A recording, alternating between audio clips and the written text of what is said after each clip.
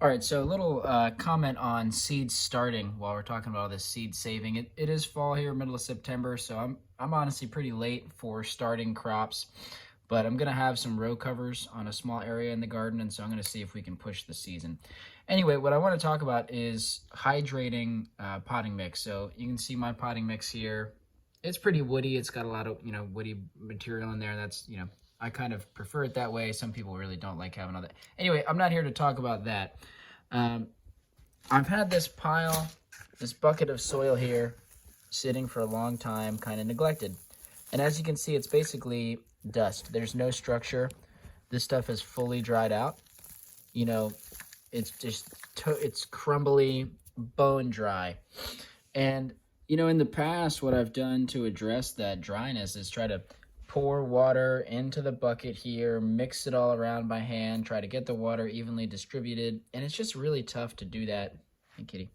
It's tough to do that when this material is so dry, it becomes hydrophobic, and it gets really difficult to thoroughly mix it all up and get even distribution of the water and get the moisture content where you want it to be. So what I have done instead recently is I've just started filling my pots with the dry soil and putting them in some sort of dish that can hold water and letting them soak overnight. So I filled these up dry yesterday, used my watering can, filled them all up with water. They were so hydrophobic that the water just sat on top for several minutes before it started to infiltrate through.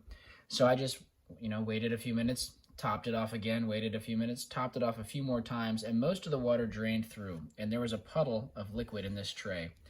Now, preferably, I would have a smaller tray, but since I don't, I just have, you can't really see, but this tray is propped up, so it's tilted at a bit of an angle. So all the water was down on this side. And just overnight, right, in 12 hours or less, that water has wicked up through the holes in the bottom of the pot and hydrated this material. The soil is now much more moist than it was, and I really didn't have to do any work to do that. And what do you think you're doing down there, huh? Getting dirty paws? Anyway, real quick, just because I mentioned it, I say I prefer the wood. If you have too much wood, it can be tough for the seeds to sprout because they might get, blocked. They would act like a mulch. For small seeds, that's not good. But I like having some small bits of wood to kind of promote some fungal activity, hopefully. Just wanted to clarify that. But yeah, so